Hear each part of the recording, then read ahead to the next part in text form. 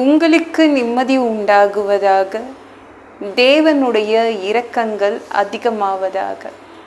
தேவன் என்ன சொல்கிறாங்கன்னா, பிலிப்பியர் 4:19, என் தேவன் தம்முடைய ஐஸ்வர்யத்தின்படி உங்கள் குறைவை எல்லாம் கிறிஸ்து இயேசுவுக்குள் மகிமையிலே நிறைவாக்குவார்.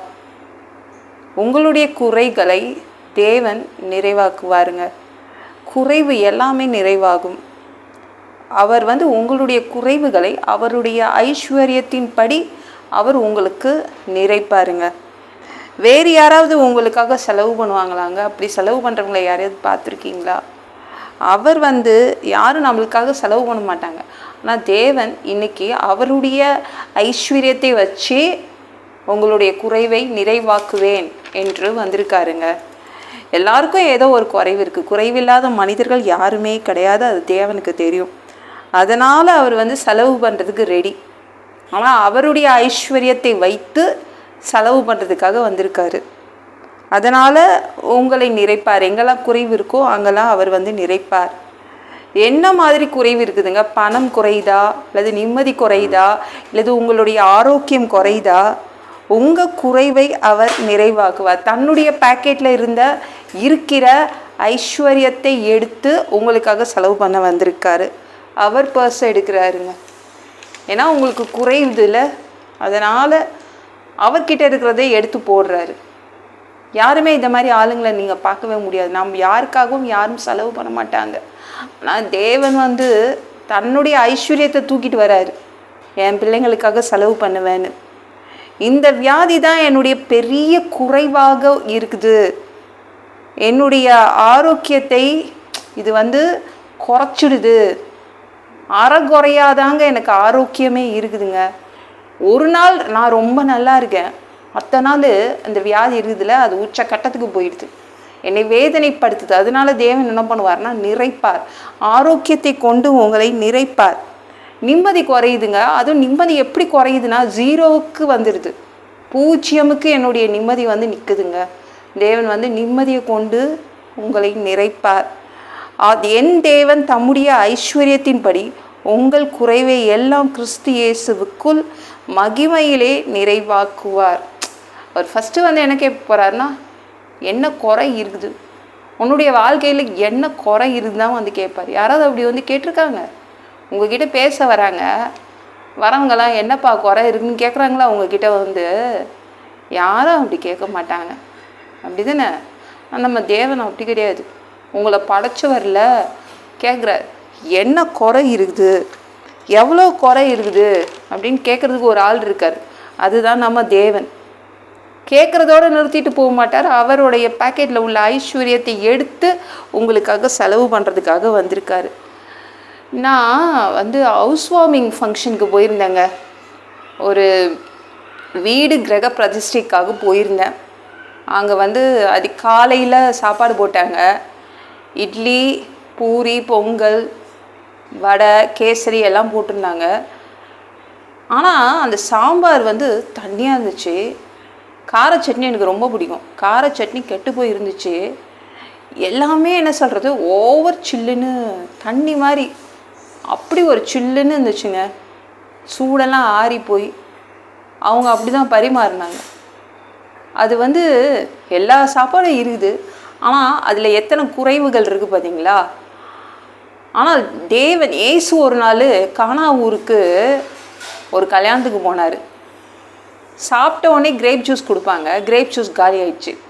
அவர் தன்னுடைய பேக்கெட்லேருந்து செலவு பண்ணார். எத்தனை ஜாடி திராட்சரசம் கொடுத்தாரு அந்த வீட்டுக்கு, அந்த கல்யாண வீட்டுக்கு 6 கற்சாடி திராட்சரசம் கொடுத்தாருங்க.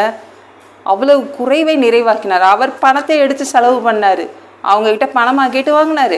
6 கற்சாடி திராட்சரசம் கொடுத்துருக்கேன், பணத்தை வைங்கன்னு சொன்னாரா? இல்லையே, சொல்லலையே. ஒரு கற்சாடியும் 2 இல்லைன்னா 3 குடம் தண்ணி பிடிக்கும், அந்த அளவு உள்ள கற்சாடி தான். அப்படி தான் யோவான் 2ஆம் அதிகாரம் எடுத்து படித்து பாருங்கள். அப்படி தான் சொல்லியிருக்காங்க. ஒரு 12 குடம் திராட்சை ரசம் கொடுத்தார். இல்லைனா மினிமம் 12 குடம், இல்லைனா மேக்சிமம்னா அவர் 18 குடம் திராட்சை ரசம் கொடுத்தார். அதுக்கு காசே வாங்கலைங்க. அவருடைய பேக்கெட்லேருந்து போட்டு செலவு பண்ணார். அது ஒன்றும் ஏழைப்பட்ட குடும்பம் இல்லை. அந்த கல்யாணத்தை நடத்தினவங்க குறைஞ்சிருச்சு அந்த டைமில், வேறு வழியில் அவர் 6 கற்சாடி திராட்சை ரசத்தை கொடுத்துட்டாரு.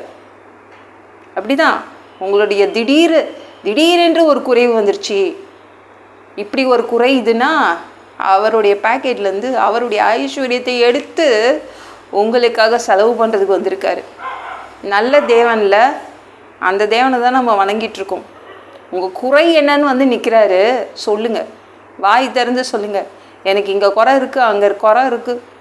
மற்றவங்ககிட்ட வாய்ஸ் அடிக்கிறீங்களே, ஏசுக்கிட்ட பேசுங்க. அவர் நிறைவாக்கிட்டு போவார். உங்களுடைய குறைவு எல்லாம் நிறைவாகும். ஏசு வந்திருக்காரு. இந்த வீடியோ பிடிச்சிருந்துச்சுன்னா மற்றவங்களுக்கும் ஷேர் பண்ண மறக்காதீங்க. கர்த்தர் தாமே உங்களை ஆசீர்வதிப்பாராக. ஜெபம் பண்ணலாமா? அன்பு பிதாவே, உங்கள் பிள்ளைங்க உங்கள் பாதத்தில் வந்திருக்காங்கப்பா. உங்கள் பிள்ளைங்க வாழ்க்கையில் என்ன குறை இருக்குதுன்னு கேட்குறதுக்காக வந்திருக்கீங்க. அது மட்டும் இல்லை, கேட்குறது மட்டும் இல்லை, நீங்கள் நிறைவாக்குறதுக்காக வந்திருக்கீங்க. உங்கள் பிள்ளைங்களுடைய குறைவு நிறைவாகும். அவங்களுக்காக நீங்கள் செலவு பண்ண போகிறீங்க. அவங்களுக்காக உங்கள் பேக்கெட்டில் இருக்கிற மணியை எடுக்கிறீங்க, ஐஸ்வர்யத்தை எடுக்கிறீங்கப்பா. நிறைவாக்கிட்டு போங்கப்பா. உங்கள் பிள்ளைங்க பாவம்பா, குறைவுகளை எல்லாத்தையும் நிறைவாக்குங்க.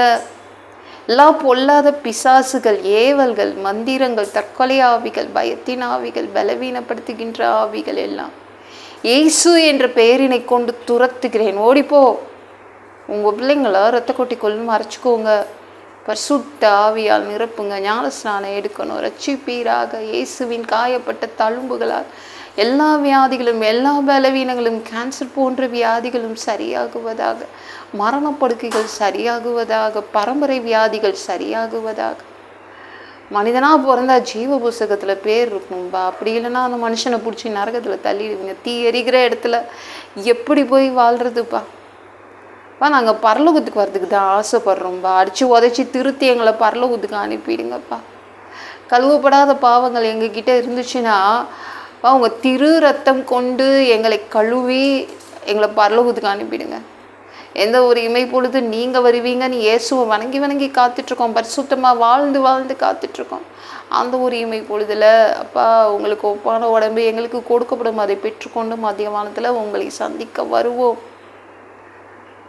நன்றி. அந்த தருணத்தை இழந்திடக்கூடாதுப்பா. 7 வருடம் அந்த கிறிஸ்து ஆட்சியில் எங்களை விட்டுட்டு போயிடாதீங்க. பிசாசு நடத்தும் ஆட்சியில் விட்டுட்டு போயிடாதீங்க. நன்றி அப்பா. 3வது தடவை கூட இந்த பூமிக்கு வந்து 1000 வருடம் இங்கு தங்கி இங்கே ஆட்சி செய்வீங்க. அந்த நல்ல காலத்தை நாங்கள் பார்க்க ஆசைப்படுறோம். இயேசு மூலம் ஜெபம் கேளும் பிதாவே. ஆமென். நாளைக்கு பார்க்கலாம்.